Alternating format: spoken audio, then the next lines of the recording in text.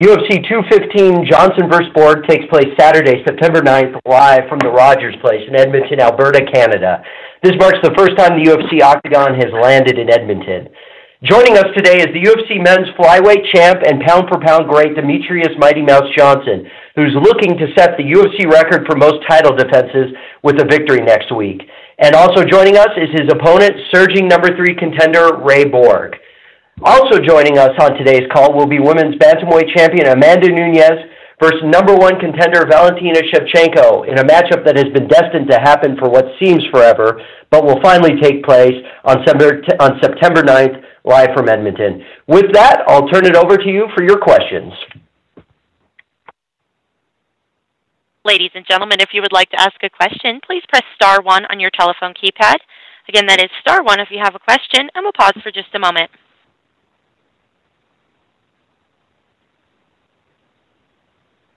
We'll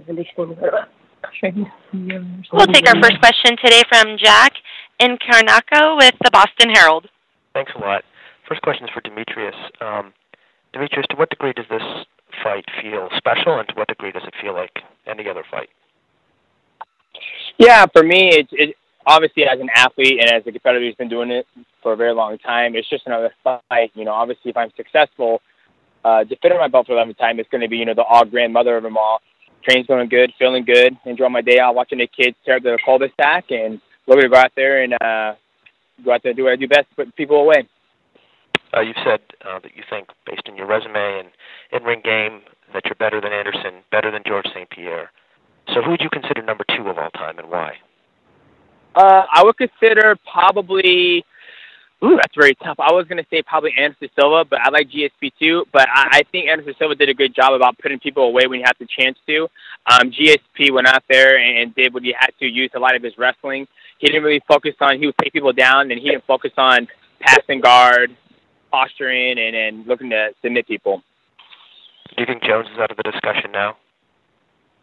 Oh, shit, you didn't ask about Jones, though. So, I mean, obviously, yay. Hey, you asked about GSP and Anderson. You didn't put Jones in that topic. If Jones is in that topic, I would say Jones is number 2 definitely, because Jones can do it all. He can strike, he can wrestle, he can submit, and I think Jones would be second. But if it wasn't Jones, then I'll say probably Anderson and GSP. My personal opinion, though. Sure. When it comes to breaking the record, is your thought that you want to just keep raising that record so it's harder for anyone else to come along and match? Or do we mix it up and do something different at another weight? We'll see. Obviously, going up and to a different weight class, obviously it's got to be worth my time. I mean, it's not like I've been there before. You look at the landscape of the bantamweight division. Yeah, there's some new cats there, but Dominic Cruz is still number 2. And when I fight at bantamweight, he was the champion. And why not set the bar as high as I can? Right now I'm going to go out there set at 11. And if I can set it to 15, I mean, why not? And last one for you, Demetrious.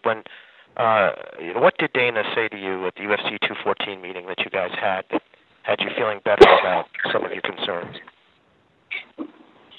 Yeah, like I said, the conversation that me and Dana White had at UFC 214 was just 2 grown-ass men discussing, what happened in their downfall, and we're on good terms now, and we're ready to go out there and put on an exciting fight. I mean, UFC 215, I think it's getting overlooked. You got a lot of champions, previous champions. Well, you have 2 champions, and you have, a lot of previous champions with RDA. You also, we had, Judo Santos, but unfortunately he got pulled off from USADA. Takes out another one. They take out another one. So we're looking forward to UFC 215. Okay, next question is for Ray. Ray, there's obviously more tape on Demetrious than just about any fighter that's active right now to look at. Can you talk about what, if any, advantage you think that gives you now that he's had so many title defenses? Yeah, I think what really works to my advantage is that he has a lot of time in the game. He's got so much film to study, yada yada yada. But in all realness, it's also dangerous for him because every fight I've been different. Every fight I've changed. I'm finally starting to come into my own, and it's going to be a big surprise. There's not much out there on me as far as how I've molded to this day. So, I mean, it's been definitely helpful to have every insight from every title fight, every style, combining each style, the way he fought them, so on and so forth. So it's been pretty helpful. Do you plan to, or have you watched all of his fights ahead of this camp, or is that not how you approach things? That's usually not the way I've approached things. I mean, to be truly honest, I was never a film study kind of guy. I always used to just let my coaches do the film studying, let me know what they think I need to work on, and so on and so forth. But being at Jackson Week now, working with Greg Jackson and all those great minds, we sit down as needed to study the films we think we need to study. If I'm doing something wrong in training or if I'm doing something right, we'll go back to a specific fight and study that fight. But I mean, I haven't really, that's a lot of fight footage. It's a lot of minutes to just sit there and watch fights. So I mean, I just kind of just take out the fights as needed. Very good. Next question is for Amanda. Amanda, what, if any, steps have you been able to take to prevent another illness or a flare-up of your condition on the eve of this fight? How can you be sure it won't happen again? When I come back home, I went to the specialist, and I've been sore with since infection for long time. But I was be able to control, But these last fights, I don't be able to control, And then when I come back home, I went to specialist, and they started really taking care of this, And right now, I have all the medication that I need, and I'm 100% ready for this fight. Great. Amanda, did you need to get approval from USADA to use any particular medication that close to the fight? Is that something you had to do? Yes, for sure. I've been in contact with USADA. Everything my doctor give it to me, I call Jeff. Nina contacts Jeff. We always in touch because I really need be in contact with Jeff all the time because I always have to take a new medicine, to get this 100%. And everything's fine, Everything's ready to go. Everything's allowed that I've been taking. Everything's allowed for USADA, and yeah, I'm doing very good. Actually, I'm 100%. Great. And finally, for Valentina, what did you have to do to stay warm and ready for this delay? I imagine you obviously peaked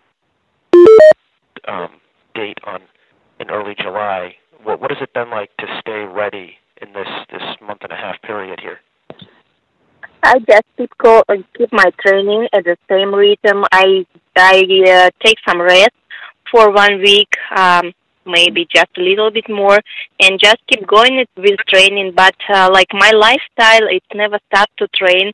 I train in every day, every time. That's why for me it's totally natural. But of course it's different when you are preparing for the fight. A different type of the training.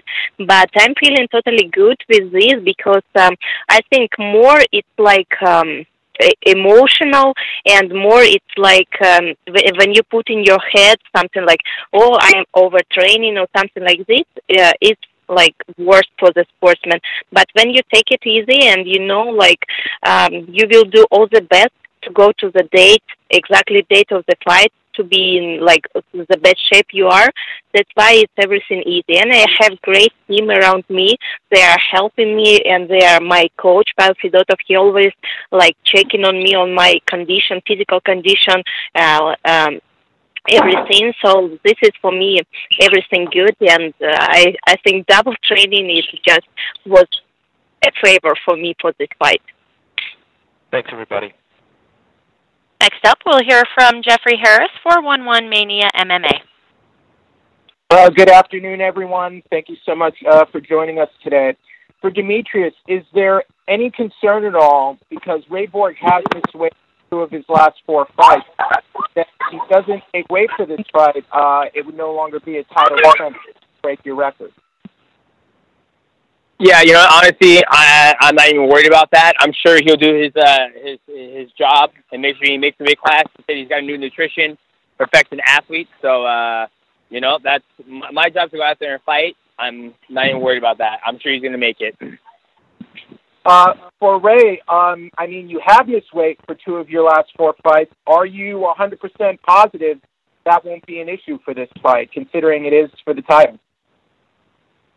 Yeah, you know, this is a question that I get a lot, which is expected because I have missed weight twice. But really, I mean, I just turned 24. I never came from a superstar camp, so you know, a few of my weight cuts were more of improper weight cutting, and honestly, just lack of knowledge on how to properly go about weight cutting, staying low on the off season, and so on and so forth. So I mean, I've corrected my mistakes. I've done what I've had to do to get to that 125-pound limit. So I have no doubt in my mind that I'm going to make weight easily.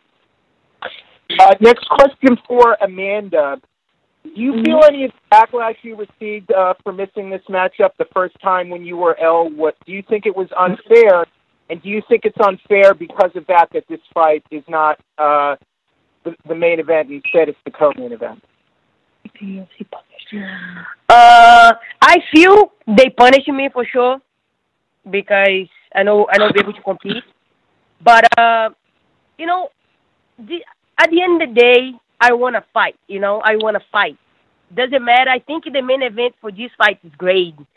You know, I think I'm a big fan of Demetrious, and I think they make a right decision to put them to be the main event.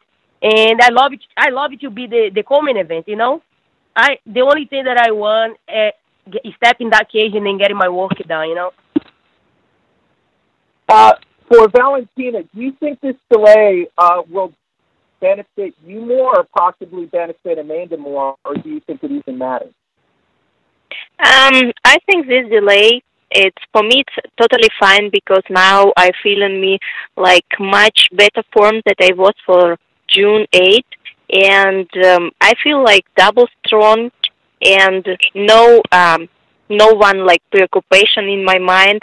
So I just waiting for the day, September 9, and do like great fight, and take from this fight everything and just make a very good show. And for Amanda, has this made you hungrier and more eager to fight Valentina and maybe prove to her that, I mean, you are the champion and you know, you beat Miesha Tate, you beat Ronda Rousey. Do you think people are maybe starting to forget how much of an elite fighter you are and champion you are? Honestly, like, I don't really worry about what people think, you know. Like, I'm a fighter. I trained my whole life for this, you know. I'm a fighter, and I will keep training. Whatever happens, I will keep doing the same thing that I do right now. Train and fight. Whatever people opinions, you know, it is about me. And the thing is, like, this delay was like awesome. I'd be able to really recover, you know, and find out really what is going on in all these things that I always have. Soon I travel. Soon I go to another area, another climate. I always have this kind of pressure in my sinusitis. Honestly, I was to worry about a lot. Think something's wrong with me, you know. And I'd be able to get back home and then go to the specialist, and then they be able to help me, you know, getting me like 100% to step in the cage is 100%, you know. I think every fighter training and one step in the cage 100%, no like 50%. I think I make the right decision, you know, no fight, and then get it everything ready for the next step. And then now is no time to waste, you know. We're gonna step in September 9, 100% to get this job done. Thank you all, and good luck at UFC 215. Next up, we'll hear from Dave Diebert, Post Media Network. Hey, guys. Thanks for the time. First one for Demetrious. You, at this point, you know, and again, it sure seems like it now, like you, very relaxed. You've been through this, you know, dozen times at this point. Could you compare just what fight week and what fight camps feel like now for you? Not necessarily the fight prep itself, but all the stuff that comes with it. The media, any nerves, anxiety, stuff like that, and how it compares to, maybe your first title fight or your first title defense. Oh, well, it's definitely night and day. I remember my first title defense. I won the belt, taking on John Dodson in Chicago in 2013. So it's a huge thing. Now it's just, repeating process. I've done this, 11 times already. And I've only lost one title fight. That's against Dominic Cruz. But now I've got it onto the science where it's just about relaxing and just saving all the energy for the big upcoming fight. And now, I spend the time with my family out here just watching the kids. I got today's my day off. I'll get Sunday off. And I only have to train, 3 more times to end the week up. So now it's always about just rest and just making sure the body's sharp, because I'm not going to get any better, peak shape as right now. Now it's just making sure I go into the fight at 100%. So you talk about that first title defense. How, if you could, give some examples of, maybe you look back and you wonder why you did that, or, dealing with all your, out of the cage commitments, calls like this, all your other, the pressers, just everything. What do you look back on and, kind of shake your head at the, at the rookie handling business back then? Well, I would say the rookie handling business back then, he did a good job because he was very successful at defending the title. That's a lot of people don't realize. There's a lot of people, they get the belt, they become the champion, and they think that's the hardest thing to do in the sport. No, it's very hard to, rack up, 3 or 4 or even 10 consecutive title defenses and making weight every single time and making sure you don't miss your flight, you do all your interviews, et cetera, et cetera. So, when I look back in that fight, against John Dodson, he was the hardest hitting flyweight in the division. He was in my opinion, probably one of the most athletic men I've ever fought in my life. And going out there and having a war against him, I think it did the best ratings on Fox, about 6.5 or 5.5 million viewers. So I look at that one and I just smile, and it was a great title defense, the whole lead up to it. And back then, 2013, we weren't, UFC wasn't really focused on media heavy press conference. I don't believe we had a press conference before the fight. So, but yeah. All right. Thanks, Demetrious. Valentina, where were you during fight week in July? Sort of that exact time when you found out that the title fight was off. Where were you, and who told you? How did you find out? At that moment, I was in my room in the hotel, and the girl, she came to make my hair for the fight, and it was, I think, around noon, sometimes like this. First, my manager called to my coach, and he said that something going on. But, from the first notice, I was like, okay, something happened, but it's not my deal, because every time before the fight, something happened. And I thought that I have to be staying concentrated on the fight.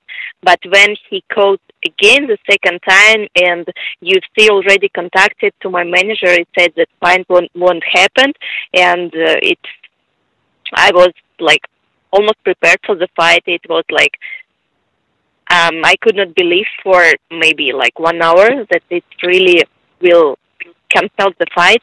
But of course, you cannot do nothing when you receive this notice. Just thinking what you will do the next step.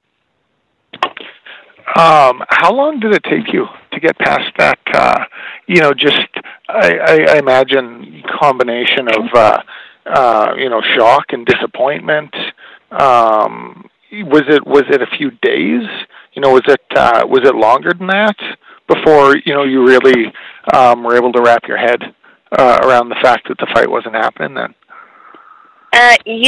No, I cannot say that it took so long, because I'm a fighter, and I'm every time I have different and difficult situation on my fight, and I have to make decisions very quick. That's why I'm this kind of person that if I have any problem in front of me, I try to resolve it. That's why I'm not put me in like suffering or something like this, because I'm a fighter. I knew that in the future I will have the date, I will have this fight, I will have this. I didn't know how much it can take to get another date, but I knew that it will come. That's why I put like, okay, it's not time for any reason right now, so I have to continue. And I did I took some rest because I knew I will have to start again my training camp, and of course when we receive the date and we come back to the training, I start to train again. But of course it's not how to start from the zero. I already was in my good shape, and then I start to train and do whatever I have to do for this fight September 9th. Okay. All right. Thanks you guys very much. Thanks very much. Akhilesh Ganavarapu from MMAIndia.com has the next question. Hey guys, greetings from India. My first couple of questions go to DJ. First to Demetrious, this will be a special occasion for you regarding the number of title defenses. The importance seems to have taken a backseat after all the Mayweather-McGregor saga. Is there a part of you that feels maybe this fight could have been promoted better, as it will be a historic fight and night for you? You have to ask that one more time. I apologize. My son was talking over you. No worries. So this will be a special occasion for you regarding the number of title defenses. The importance of this fight seems to have taken a backseat over the past couple of weeks after all the Mayweather-McGregor saga. Is there any part of you that feels maybe this fight could have been promoted better, as it will be a historic night for you? Well, at the end of the day, it's still going to be a historic night for me, whether I win or lose. I plan on winning. So with that being said, I'm not going to let McGregor or Mayweather, they're $6.5 million pay-per-view buys, watered down my thing, or the UFC advertising UFC 216 instead of UFC 215 during the Maymac pay-per-view. That just shows you where their mind is at right now when it comes to promoting. So that's a question you need to ask Dana White. But for me, I'm focused to go out there and do what I do best. Right, and Ray Borg recently said he would retire you from the sport at UFC 215. What do you make of his statements and him saying that you're at the end of your career? Oh, he ain't retiring shit. I'm just getting started. I'm 31 years old. I'm feeling better than ever. Training's going easy, and I fought the hardest hitting, the most athletic guys in this division. He's a tough competitor, and we'll see where his mouth is, after the fight night. All right, fair enough. Next couple of questions go to Ray. You're still very young and recently spoke about surprising yourself with regards to where you are at such a young age. Now, you also emphasized on DJ being a different fighter now because of his age. Do you see the youth and exuberance giving you the upper hand in the fight? Of course it's going to be in my hands. I've never been in any crazy wars. I'm rarely hit in my fights. And there's a reason for that. People ask me why I never struck in my earlier fights. How come I never boxed? How come I never showed my striking skills? And it was really, what for? If I'm going to go in there at 20 years old and 21 years old and go in there and start getting into wars and beat my body up, how good am I going to be later on down the road? I've accomplished more at this age than majority of guys have, while they're 28. So I'm so young. I'm still really. I have all my fast twitch still. Nothing's really died down as I've gone through these fights. So I'm gonna be a lot younger. I'm gonna be a lot healthier, and I plan to use that to my advantage. Absolutely. Also, DJ has defeated a lot of elite fighters, including Cejudo and Wilson Hayes. How have you assessed DJ's game, and was there anything different that you did for this camp? Is there any way you can repeat that, please? You kind of cut out halfway through it. DJ has defeated a lot of elite fighters, including Cejudo and Wilson Hayes. How have you assessed DJ's game, and was there anything different that you did during this camp? I did just a couple little bit, just a little things different, just to make sure I can go 25 rounds easy. I can naturally go 3 rounds like nothing, just a regular old fight camp, but we stepped it up just to make sure that 5 rounds is just going to be as easy as 3 rounds is. And, I'm not Cejudo. I'm not Wilson. I'm not just a jiu-jitsu player. Wilson's just a jiu-jitsu player, Cejudo's just a wrestler. I've been training strictly MMA my whole life, so I can combine the wrestling and the jiu-jitsu and the boxing and everything. So, you know, I've just pretty much done everything the same. Obviously, you know, some tweaks in fight camp just to make sure we're prepared, but, you know, none of those guys were me. All right. I'd like to throw this next question for both the women. Considering the new TUF season just started and is bringing in more female talent, what do you make of the exposure and its importance, especially now that there is no Ronda Rousey? If I may, Amanda, could you please go first? What do you think about the exposure for the MMA now? Oh, you know, I think he's growing a lot, especially now after Ronda Rousey retired. UFC starts to look up to all those girls in the division, you know, and UFC know we in 135 have a lot of talent, and all those girls put a show every time we step the cage. I think this is the reason the women's MMA has been growing so fast. And I'm in a part of that, you know. I'm a new champion, and I've been put a show for the fans. And every time we were still looking for all those girls in the division, especially for the champion, and women's MMA is going to keep it growing.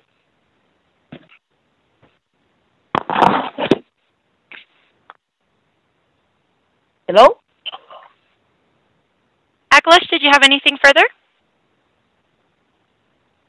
I guess we lost him. And we'll move on to Damon Martin with MMAWeekly.com.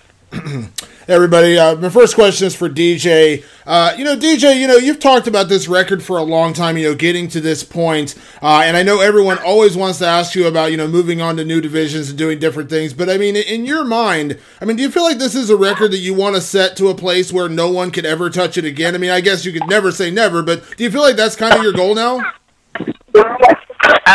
Absolutely. One guy, a friend of mine said, 10, that's attainable. 11, that's attainable. He goes, 15 is fucking legendary. He goes, why don't you just go to 15? You know what? Why not? I mean, I'm 31 years old. I feel good. And you got a lot of new, young, up-and-coming guys coming into this division. So why not just keep on doing as much as I can? I mean, it's not like 135 is going anywhere. I mean, when I get 35 or 36 or 37 years old, when I'm tired of, dieting and not having Oreos the week before my fight, then, I'll go to 135. But right now, I'm contemplating on, not contemplating, I'm focused on setting the record as high as I can.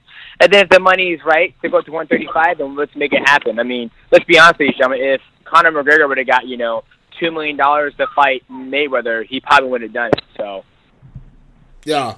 With that said, before this fight happened, before the fight with Ray Borg came together, there was talk about the TJ Dillashaw fight. Cody Garbrandt has said, he would like to, fight TJ and then maybe come down and challenge you for the title. Do you like the idea that you have kind of become a target, that people are like, excited to try to find a way to beat you, to be the guy to defeat Demetrious Johnson?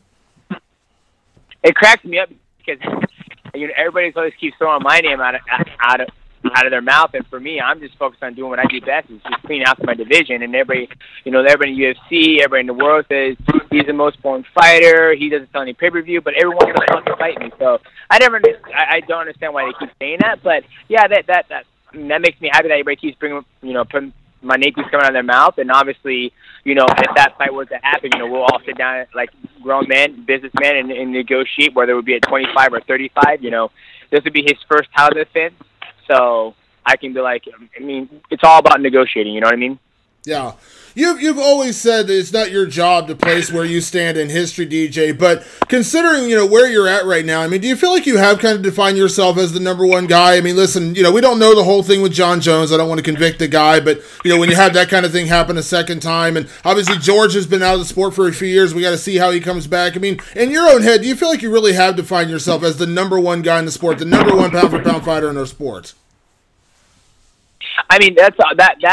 That opinion is always going to be persuaded, whether John Jones is innocent or guilty, whether GSP comes back and blows the bricks off Michael Bisping, et cetera, et cetera. So for me, I don't care what the public, because like I said, it always gets changed on their opinion and their perception of the sport and what I've done. But for me, in my heart, I know what I've done. I've gone out there as a champion, finished multiple title fights. I'm always going out there looking for the finish, whether the opponent is, dangerous. And I've gone 5 rounds with people, and I don't even have to submit them. I can just go to the, coast my way to the scorecards. and I'm still looking for the finish and getting the 1 second armbar. So for me, I'm just going to have to do what I do best, and it's up to the world, the public, to open their eyes and recognize talent, or just instead of walking to recognizing the bullshit and the drama talking. Last question for me, DJ. You obviously have been studying Ray Borg for a while. I mean, are there things about him that are impressive to you that you like about Ray Borg, and do you feel like ultimately this fight, will play out much differently than the others? You have been so dominant. Do you feel like, is he the guy to challenge you? Is he going to be the Alexander Gustafsson to your John Jones? Do you feel like he's that guy? Yeah, there's a lot of things I like about Ray Borg. He's a young guy, talented. Yes, go ahead, son. Run away. Sorry about that, Maverick. But yeah, Ray Borg, he brings a lot of things to the table. He's young, he's competitive, he's very persistent about things. So with that being said, I'm looking to go out there. I train too hard in the gym. I put my body through too much stuff to go to the scorecard. So I'm looking to go out there and finish. Awesome. Thanks, DJ. Next up, we'll hear from Rick Wright, the Albuquerque Journal. Hi, this is for Ray. Ray, probably nobody knows Demetrious in the octagon better than John Dodson, your teammate. Just in terms of quality work in the gym and what he's able to share about DJ, how helpful has John been in your preparation? John Dodson's been, very helpful. He's the only person to, be in there with him for pretty much an hour. So if anybody knows him better, it's going to be John. And, John's been nothing but great help for this fight camp. He's been there throughout the whole thing. He's, given me his input, done what he has to do to help me get prepared. So it's been great having John in the gym along with, Greg, who's also has prepared to fight DJ before. So, the things that they didn't do with John, I'm going to plan on going in there and doing them. And for DJ, is that a concern of yours at all, that John knows you so well and is able to share some things with Ray, even though their styles are not necessarily the same? Not at all. Obviously, anybody can go out there and watch, 50 minutes of me, John Dodson. Obviously, me, John Dodson, they share the octagon, and they do have different skill sets. I would say I've grown from my last John Dodson fight, and you can see from the first John Dodson fight to the second John Dodson fight, even though they knew what I was going to bring to the table, I was able to shut his whole entire game down. And, like I said, after I got done that fight, I was prettier than a motherfucker, even though I fought the hardest hitting guy in the flyweight division. So not worried about it at all. I'm looking forward to it and see what Greg Jackson's come up this time to see if I can stop what Greg Jackson's, trying to do. All right. Thanks, guys. Next up is Yvette Sanchez, the Sporting Nation. Hi, guys. So this one's for DJ. Obviously, we know if you win, you're going to be the longest reigning UFC champion. What have you done differently, or have you done anything differently to ensure that you keep that title? Well, the biggest thing is always training and keep on getting better. I've been working on a lot more of, I would say, a little bit of everything, but I've been focusing more on boxing just because the era we're in now in mixed martial arts, how you're starting to see, athletes, like Conor McGregor, Cody Garbrandt, Stephen Miocic talk about going over and boxing. So I've kind of studied boxing a little bit more about how they control distance and footwork and whatnot. But overall, obviously keep on working on my overall skill set. We have Bibiano Fernandez in town. Working on my jiu-jitsu. We had Victor Stolias, which is a 5-time world kickboxing champion in town. He was helping me out. He's from the old school days when kickboxing championship were 12 rounds, not, 5 rounds. So just working all together, sticking with the same team, Matt Hume, Brad Kirsten, always working on getting better and just to prove myself that way. UFC 215, I go out there and submit my legacy as the longest reigning defending champion in UFC history. Okay. And piggybacking off of that, do you feel you would have been in this position, still defending your title, if you would have fought Dillashaw before this fight? Absolutely. 100%. And do you agree when Mr. White said that it was insanity that you did not want to fight him, or did you do that for a specific reason? I did it for specific reasons. And what were those specific reasons? None of your goddamn business. Oh, come on. Sorry. Obviously, at the end of the day, we're all businessmen, and as an athlete, you have to capitalize on your marketability and your leverage. Obviously, me and Dana White, they say eye to eye, but we're on the right page now, and Ray Borg is a contender, so that's how it should be. I see a lot of guys. You have GSP coming back taking on what's his name, Michael Bisping. I necessarily don't agree with that. Dana White does. I think Michael Bisping should be fighting, obviously Robert Whitaker, but he's injured. So, but beginning all that stuff, I thought Michael Bisping shouldn't have been fighting Yoel Romero, and I thought GSP should be fighting Tyron Woodley. Me, Dana White don't see eye to eye on that. So that's how business goes. All right. Well, understandable. Okay, and then this one's for Ray. So, what makes you the hardest contender? Do you think? What do you think is going to shake him up in the octagon? Oh, I'm sorry, I missed that question. Was that question for me? It's for Ray. Yes. My bad. What do you think? No, it's fine. I said, what do you think makes you a harder competitor than all the rest? Like, what do you consider that's going to shake him up in the octagon? Without trying to emphasize so much on, youth and age, it goes a lot of different ways other than, my body being in a tip-top shape for only being 24 and still getting better. But the reason why I say my age is because I'm 24, man. There's nothing to lose going into this fight. Like, in all honesty, I'm a real person. I'm not going to be over here yelling out stupid shit like I'm going to fuck DJ up or anything like that. In all honesty, I'm going to go in there and fight my heart out. And win or lose, I'm going to keep coming. I'm going to keep coming, and there's nothing that's going to stop me. So, me being so young, I think it makes a dangerous fight for him because I'm going to go in there like a wild man with absolutely not a thing to lose. Obviously technical, and I'm going to make the most of it. And, he doesn't really know what I'm going to bring into this fight. I'm coming into my own. I've changed every single fight I've been in. I'm starting to adapt even more as the fights go on. So there's no telling what I'm going to bring into that octagon on September 9th. Exactly. So, obviously he's looking to make history. If you win, what are you looking to do with this title? If I win, I'm going to fight DJ again. I mean, that he's one of the greatest for a reason. He's defended his belt 10 times. There would be no reason why if I beat him, I wouldn't fight him, again. I imagine a great champion like himself will get an automatic rematch. So, I'll go home. I'll fulfill the promise that I made to my niece, which is take her to Disneyland, and then I'll go right back home and go right back to the board and, learn how to beat DJ in an even more impressive fashion. All righty. Well, thank you. And then this one is for Amanda.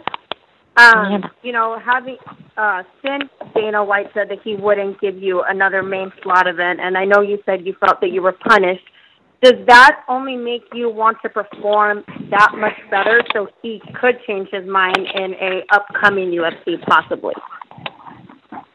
Honestly, like, whatever Dana White says is not going to change it, If I would it be the main event or the first fight off the card, I will fight the same, Right. I'm going to accept the case, defend my belt, the main event, I don't have any problem with that.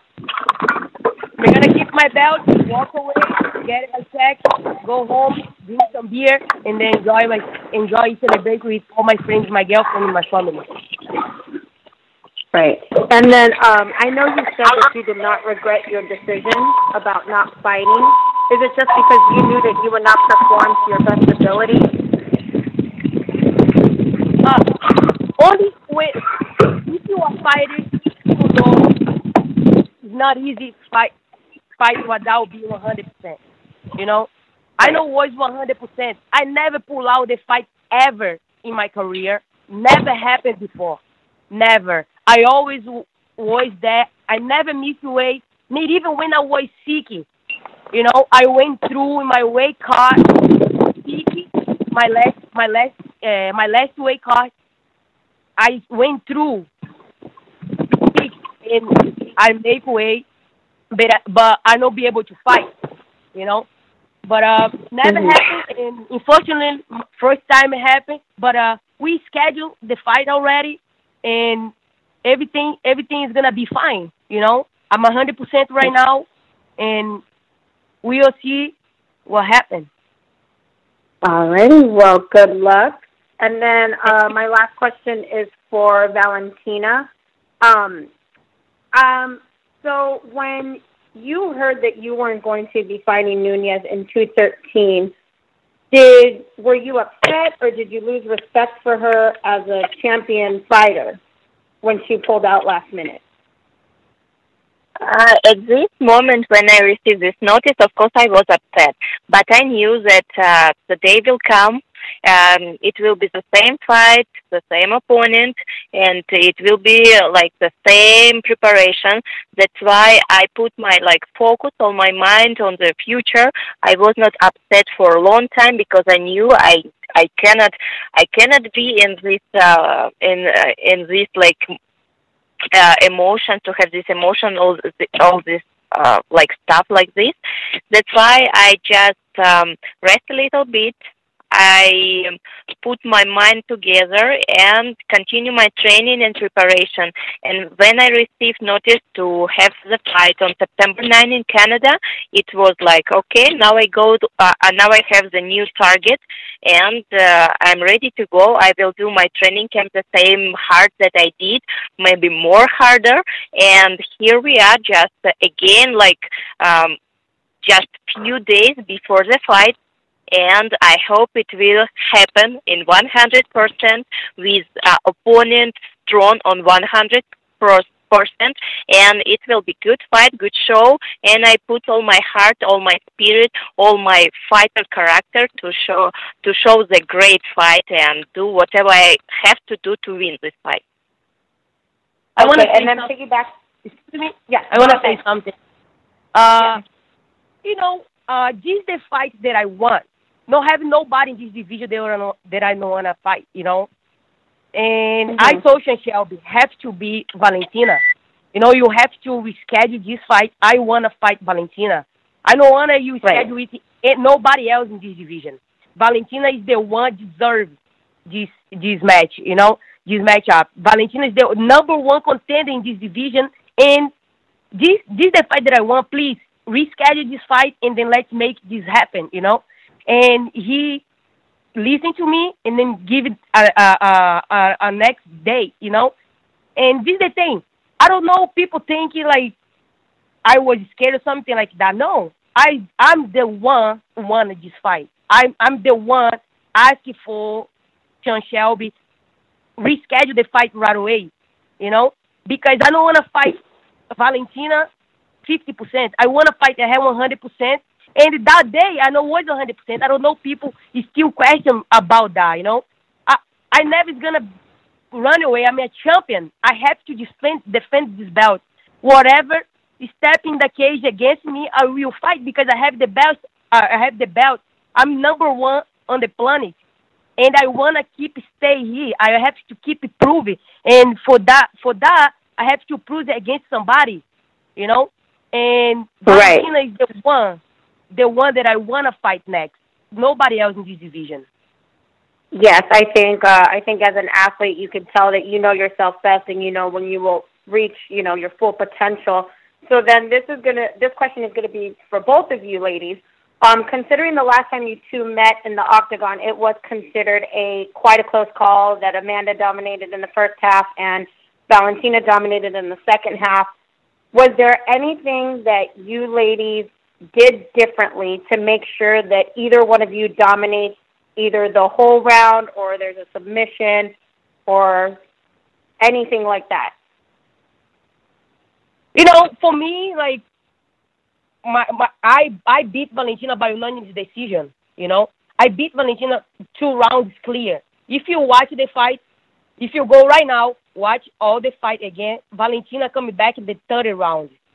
She beat me in the 3rd round. I get this. I give it to her the 3rd round, but I beat her 2 rounds in that fight. And I beat her by unanimous decision. And back home, fix my mistakes for that fight. You know, I watch that fight again, of course. I go over and over in my mistakes, the good things that I did, and walking, and then be ready for a next step, you know. All righty. And Valentina? We only have time for one last question. You know, for me, I don't worry about this last fight. I don't worry at all because this fight, it will be totally different fight. And of course, it will be totally different situation. All this, like what happened in the last fight, it never will happen again. And I know for sure that I will go to the fight and I will fight from the first round, from the very first second to the very last second. I will not wait nothing. I will looking for finish the fight as soon as I can. I know my strength. I'm very sure in my power. That's why I'm just last days in my preparation. I will keep me in my best sharp form, and I will show the great fight. This is what I'm sure in 100%. All right. Well, good luck, ladies and gentlemen, on UFC 215. Thank you, guys. And that is all the time we have for questions. I'll hand things back to Matt for any additional or closing remarks. Thank you, everyone, and thank you for the athletes, Demetrious Johnson, Ray Borg,